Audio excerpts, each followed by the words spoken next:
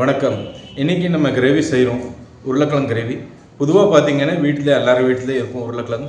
And வருஷம் ஃபுல்லாகவே கிடைக்கும்.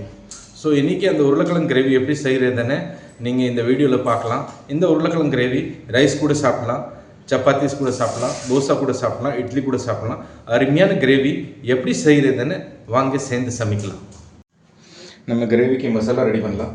மசாலாவில் நான் எடுக்கிற கொஞ்சம் தயிர், ஒரு அரை கரண்டி. இதில் போடுறேன் நான் மிளகாத்தூள் நீங்கள் உங்கள் டேஸ்ட் பிரகாரம் போடலாம். எவ்வளோ தேவையான அந்த அளவுக்கு போடலாம். தயிர் இருக்குது, ஸோ ஏதோ கவலைப்பட வேண்டிய இல்லை. இதில் கொஞ்சம் போடலாம்.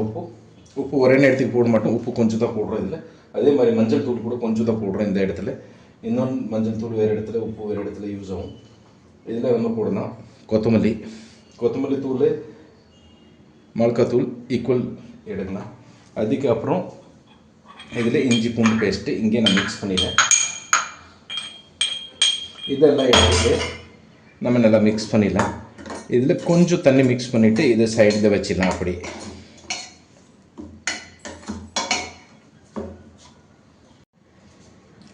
லைட்டாக தண்ணி கலந்துங்க.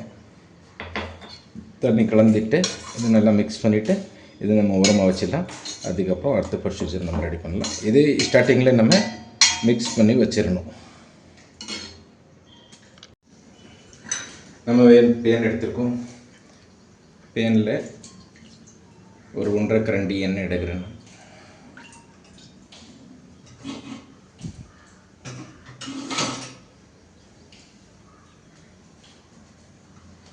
வீடியோவில் உங்களோட டைம் வேஸ்ட் ஆகக்கூடாது, அதுக்கோசம் நம்ம உருளைக்கிழங்கு இது மாதிரி பார்த்தீங்கன்னா உறிஞ்சிட்டு கட் பண்ணிட்டேன். அதே மாதிரி பச்சை மிளகாய், வெங்காயம் அண்டு தக்காளி நல்லா கட் பண்ணிவிட்டு வச்சுட்டேன். உருளைக்கிழங்கு எப்போவுமே கட் பண்ணும்போது உறிஞ்சிட்டு தண்ணியில் போட்டு வைங்க, இல்லைன்னா அது கலர் மாறிடும், கருப்பாயிடும். இப்போ தான் நான் இது வெளியே எடுத்திருக்கேன். அடுத்தது ப்ரொசீஜர் என்னென்னா, இந்த பக்கம் பார்த்தீங்கன்னா எண்ணெய் சூடாயிடுச்சு. எண்ணெயில் கொஞ்சம் போடுதான் நம்ம ஜீரகம் பார்த்தீங்கன்னா நல்லா சூடாகிருக்குது. ஜீரகம் நல்லா அப்படியே கலர் மாறுது, டார்க் ப்ரௌன் ஆகிடுச்சு. இந்த இடத்துல நம்ம போடுற வெங்காயம். மேக்ஸிமம் நீங்கள் பார்த்தீங்கன்னா எல்லாருமே இந்த இடத்துல பச்சை மிளகாய் போடணும்னா, ஆனால் நான் போடுறது வெங்காயம். லைட்டாக மெல்ட் ஆகும்.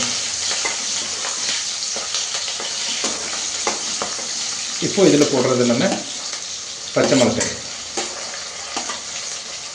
போட்டுட்டு இதில் இந்த இடத்துல நம்ம போட்டுருவோம் உருளைக்கிழங்கு. இது நம்ம ஒரு 5 நிமிஷம் எண்ணெயில் மீடியம் ஃப்ளேமில் வேக வைக்கிறோம். அப்போ உருளைக்கிழங்கு ஓரளவுக்கு சாஃப்ட் ஆகிடும். ஒரு 5 மினிட்ஸு இதே ஸ்டேஜில் நம்ம வேக வைக்கிறோம். இப்போ பார்த்தீங்க நீங்கள் உருளைக்கிழங்கு பாதி வெந்துச்சு. இது நீங்கள் டேஸ்ட் பண்ணோன்னே ஒரு உருளைக்கிழங்கு அப்படி எடுங்க, கரண்டிலேருந்து அப்படி எடுத்தீங்கன்னு. இப்போது நான் உங்களுக்கு காமிக்கிற இந்த பச்சை மிளகாய் யார் செகண்ட் பிளேஸில் போட்டிங்கன்னு இது பாருங்கள், அப்படியே க்ரீனாக இருக்குது. க்ரீன் மட்டும் இல்லைங்க, இதில் இந்த பச்சை மிளகாயோட டேஸ்ட் வரும். இதே நீங்கள் முதல் போட்டிருந்தாங்கன்னா அந்த கலர் மாறக்கு ஃபுல்லாகவே அந்த டார்க் கலராக இருக்கும். அது இல்லாமல் அந்த பச்சை மிளகாய் டேஸ்ட் இருக்காது. சாப்பிடும்போது உங்களுக்கு உப்பு மாதிரியே தெரியும், ஆனால் இந்த பச்சை மிளகாயோட டேஸ்ட் அப்படி இருக்கும். இந்த இடத்துல நம்ம மிக்ஸ் பண்ணுறது இப்போது தக்காளி மீடியம் ஃப்ளேமில் எந்த அளவுக்கு வேக வைக்கணும்னா ஃபுல்லாக மெல்ட் ஆகிடணும் தக்காளி.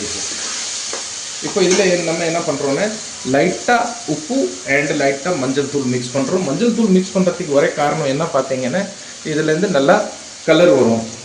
அப்போ உப்பு மிக்ஸ் பண்ணுறதுக்கு இந்த இடத்துல காரணம் என்ன பார்த்தீங்கன்னா, இது சீக்கிரமாக தக்காளி இருக்கிறது மெல்ட் ஆகிடும். அதனால தான் நான் மசாலாவில் உப்பு கம்மியாக போட்டிருக்கேன். உப்பு, மிளகாத்தூள், இந்த மசாலா இருக்கிறது எல்லாம் அக்கார்டிங் டு யுவர் டேஸ்ட்டு. நீங்கள் உங்களுக்கு என்ன மாதிரி டேஸ்ட்டு கொடுத்துட்டு அந்த அளவுக்கு நீங்கள் மிக்ஸ் பண்ணலாம். நீங்கள் ஒரு 2 மினிட்ஸ் 3 மினிட்ஸ் வேக வச்சாங்க, தக்காளி நல்லா வெந்துச்சு.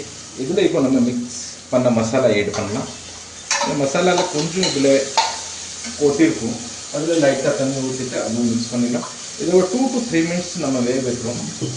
முடிஞ்சவரை நான் உங்களோட டைம் ரொம்ப வேஸ்ட் பண்ணாமல் சிம்பிளான மெத்தடில் காட்டுறேன். அதனால் வெஜிடபிள்ஸ் கட் பண்ணுறதெல்லாம் காட்டல. அதே மாதிரி வீடியோஸ் அங்கங்கே கட் பண்ணி போடுறோம். ஆனால் இது 2 மினிட்ஸ் இன்னும் நம்ம அதே ஸ்டேஜில் மீடியம் ஃப்ளேமில் வேக வைக்கணும். அடுத்தது எப்படி எந்த ஸ்டேஜ் வந்தானே தண்ணி ஊற்றணும், அதுவும் நான் உங்களுக்கு காட்டுறேன். இப்போ இந்த ஸ்டேஜில் பார்த்தீங்கன்னா டோட்டல் தண்ணி ஒப்சர்வ் ஆகிட்டு இப்போ பாருங்கள் எண்ணெய் தனியாக தெரியுது. இந்த ஸ்டேஜ் வந்துச்சுன்னு உங்களுக்கு கிரேவி எந்த அளவுக்கு திக்னஸ் வேணும் அந்த அளவுக்கு நீங்கள் திக்னஸ் வச்சுக்கலாம். இதில் தண்ணி ஊற்றிடலாம். நான் தண்ணி ஊற்றுறதுக்கு அப்புறம் ஒரு 2 to 5 minutes வேக வச்சா போதும். ஏன்னா உருளைக்கிழங்கு நல்லா வந்துச்சு. இதே மெத்தடில் நீங்கள் ரெடி பண்ணீங்கன்னா குழம்பு சீக்கிரமாகவே ரெடி பண்ணலாம். அது இல்லாமல் டேஸ்ட்டு செம்மையாக இருக்கும். இது கொஞ்சம் ஒரு பாயில் ஆகட்டும். குழம்பு பார்த்தீங்கன்னா நல்லா கொதிக்குது. எந்த இடத்துல நான் யூஸ் பண்ணுறது லைட்டாக கஸ்தூரி மெத்தி, அது உங்கள் வீட்டில் இருந்தால் நீங்கள் யூஸ் பண்ணலாம், இல்லைன்னு இது ஆப்ஷனல். ஆனால் இந்த மெத்தட்லேருந்து நீங்கள் இந்த குழம்பு செஞ்சீங்கன்னா பக்கத்து வீட்டில் இருக்கவங்க கூட எல்லாம் ஓடி வந்துடுவாங்க இன்றைக்கி என்ன சமைச்சிருக்காங்கன்னு. அந்த அளவுக்கு இதோட நல்லா வாசனை வரும். டேஸ்ட் கூட அருமையாக இருக்கும். வாசனை பார்த்தீங்கன்னா கறிக்குழம்பு மாதிரி வரும். நீங்கள் ஒன்ஸ் இது ரெடி பண்ணுங்கள். ரொம்ப சிம்பிள் மெத்தடு, ஆனால் அருமையாக இருக்கும். இது சாப்பிட்றதுக்கு டேஸ்ட்டு நல்லா இருக்கும், வாசனை சூப்பராக வரும். ஒரு 2 minutes மட்டும் இது நம்ம வேக வச்சிடலாம். நம்ம கிரேவி கிட்ட ரெடி ஆயிடுச்சு. 2 minutes மட்டும் நம்ம இதே அடுப்பில் மேலே லோ ஃப்ளேமில் அப்படி வேக வைக்கலாம். கடைசி ஃபைனலாக நான் காட்டுறேன் எப்படி இருக்குது. இந்த இடத்துல நான் ஆட் பண்ணுறது லைட்டாக பார்த்தீங்கன்னா கரம் மசாலா, அதுவும் நீங்கள் ஆப்ஷனல் யூஸ் பண்ண பண்ணுங்க. ஆனால் இதுலேருந்து கொஞ்சம் வாசனை நல்லா வரும். கடைசியாக பார்த்தீங்கன்னா கொஞ்சம் நம்ம மிக்ஸ் பண்ணிவிட்டு, கடைசி மிக்ஸ் பண்ணுறது கொத்தமல்லி, இதெல்லாம் பார்த்தீங்கன்னா நல்லா வாசனை வரும், டேஸ்ட்டு வரும். அது உங்களுக்கு பிடிச்சா போடுங்க, ஆனால் இது நல்லா இருக்கும். அது இல்லாமல் பார்க்கறதுக்கு கூட சூப்பராக இருக்கும். இந்த இடத்துல நம்ம இது மிக்ஸ் பண்ணாமல் அது அப்படி மூடி வச்சிடணும். அண்ட் கேஸ் இருக்கிறத ஆஃப் பண்ணிடணும் ஒரு 5 minutes. இந்த கிரேவி சமைக்கிறதுக்கு மேக்ஸிமம் 15 minutes ஆயிடுச்சு. எங்களோட வீடியோஸ் எப்படி இருக்குது நீங்கள் லைக் பண்ணுங்கள், சப்ஸ்கிரைப் பண்ணுங்கள் மறக்காமல். ஸோ உங்களுக்கு நிறைய கிரேவிஸ் தேட வேண்டி இருக்காது. ஃபைனலி நம்ம இந்த கிரேவி சர்வ் பண்ணுறதுக்கு ரெடியாக இருக்குது. நான் உங்களுக்கு காட்டுறேன் எப்படி இருக்குதுன்னு. கலர் சூப்பராக இருக்கும், அதே மாதிரி டேஸ்ட்டு அருமையான டேஸ்ட்டு வரும். இது கிரேவி வீட்டில் நீங்கள் சமைச்சு பாருங்கள். எப்படி இருந்துச்சுன்னு கமெண்ட் செக்ஷனில் சொல்லுங்கள். நீங்கள் இந்த வீடியோ எந்த இடத்துலேருந்து தமிழ்நாட்டை பார்த்துட்டு இருக்கீங்க எங்களுக்கு சொல்லுங்கள். அப்படி இந்த சேனல் இருக்கிறத மறக்காமல் சப்ஸ்கிரைப் பண்ணிடுங்க. அடுத்தது தொடர்ந்து நிறைய வீடியோஸ் வந்துட்டு இருக்கும். ஸோ உங்களுக்கு திருப்பி இந்த சேனல் தேட வேண்டி இருக்கக்கூடாதுன்னு நீங்கள் சப்ஸ்கிரைப் பண்ணுங்கள், சப்போர்ட் பண்ணுங்கள், லைக் பண்ணுங்கள், ஷேர் பண்ணுங்கள். நன்றி, வணக்கம்.